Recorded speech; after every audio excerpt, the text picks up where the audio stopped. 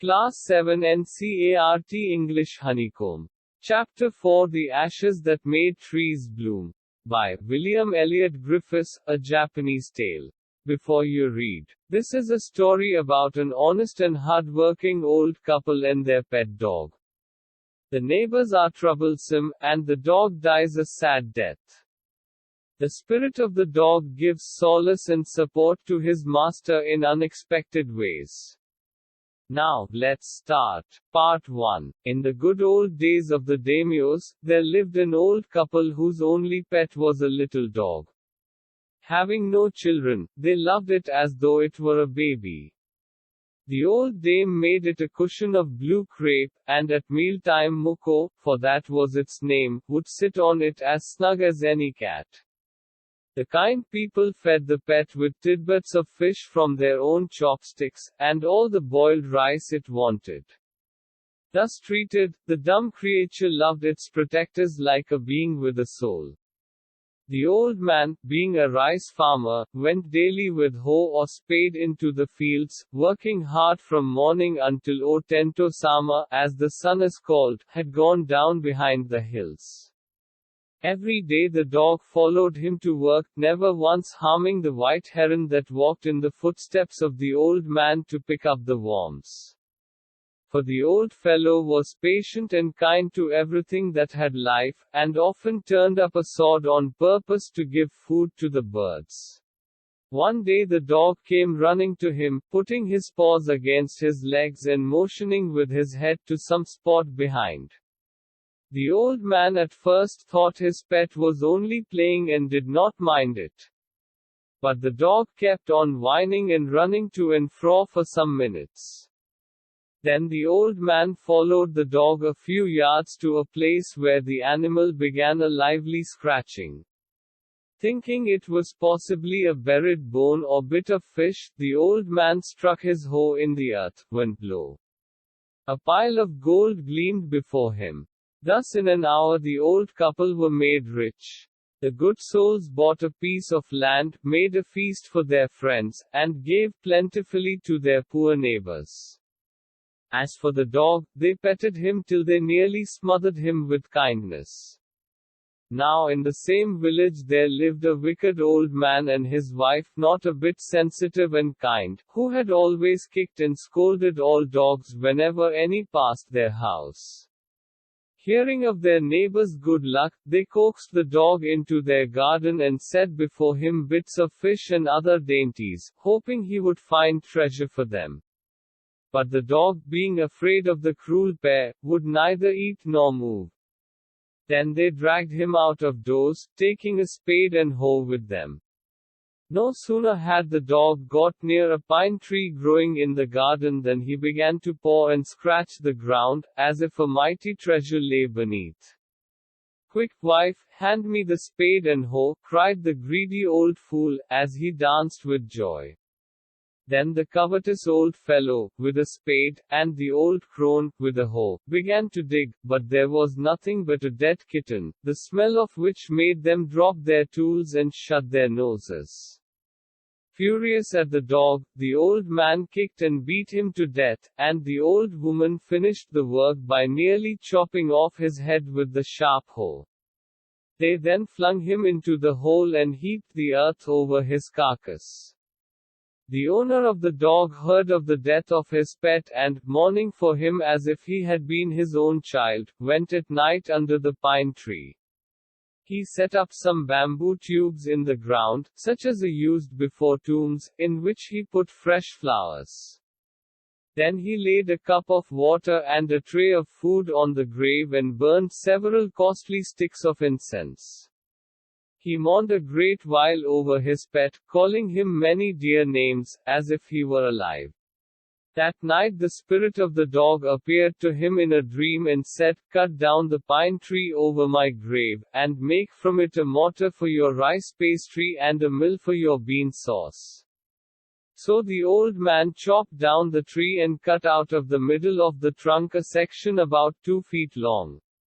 With great labor, partly by fire, partly by the chisel, he scraped out a hollow place as big as a small bowl. He then made a long-handled hammer of wood, such as is used for pounding rice. When New Year's time drew near, he wished to make some rice pastry. When the rice was all boiled, Granny put it into the mortar. The old man lifted his hammer to pound the mass into dough, and the blows fell heavy and fast till the pastry was all ready for baking. Suddenly the whole mass turned into a heap of gold coins. When the old woman took the hand mill, and filling it with beans began to grind, the gold dropped like rain. Meanwhile the envious neighbor peeped in at the window when the boiled beans were being ground.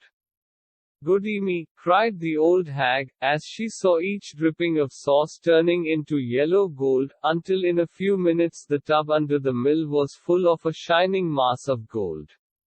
So the old couple were rich again. The next day the stingy and wicked neighbor came and borrowed the mortar and magic mill. They filled one with boiled rice and the other with beans. Then the old man began to pound and the woman to grind. But at the first blow and turn, the pastry and sauce turned into a foul mass of worms.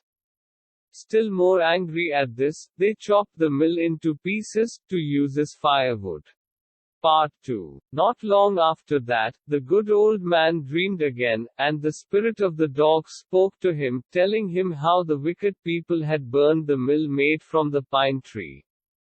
"Take the ashes of the mill, sprinkle them on the withered trees, and they will bloom again," said the dog spirit. The old man awoke and went at once to his wicked neighbor's house, where he found the miserable old pair sitting at the edge of their square fireplace, in the middle of the floor, smoking and spinning. From time to time they warmed their hands and feet with the blaze from some bits of the mill, while behind them lay a pile of the broken pieces. The good old man humbly asked for the ashes. Though the covetous couple turned up their noses at him and scolded him as if he were a thief, they let him fill his basket with the ashes. On coming home, the old man took his wife into the garden. It being winter, their favorite cherry tree was bare. He sprinkled a pinch of ashes on it, and, lo! It sprouted blossoms until it became a cloud of pink blooms which perfumed the air. The news of this filled the village, and everyone ran out to see the wonder.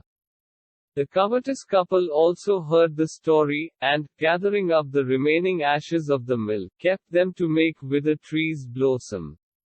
The kind old man, hearing that his lord, the daimyo, was to pass along the high road near the village, set out to see him, taking his basket of ashes.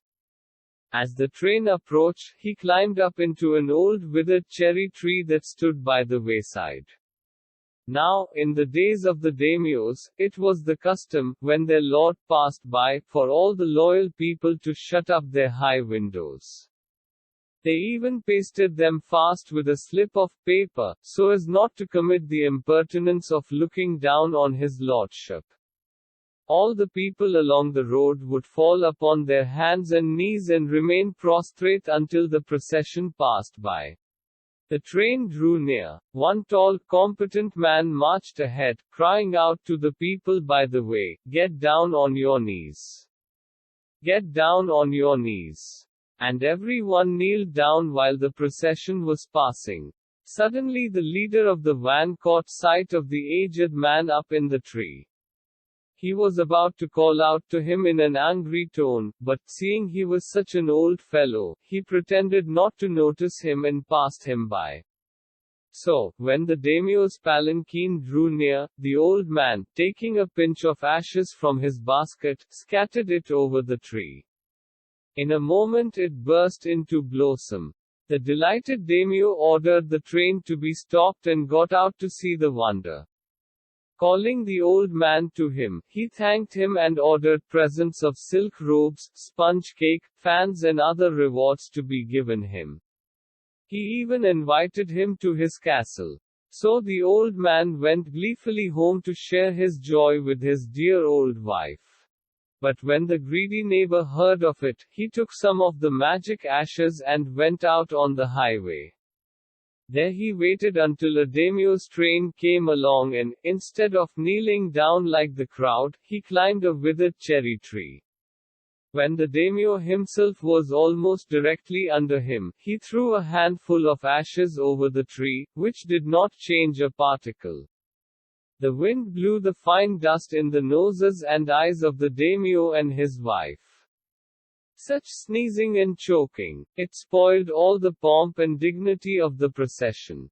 The man whose business it was to cry, "Get down on your knees," seized the old fool by the collar, dragged him from the tree, and tumbled him and his ash basket into the ditch by the road. Then, beating him soundly, he left him for dead.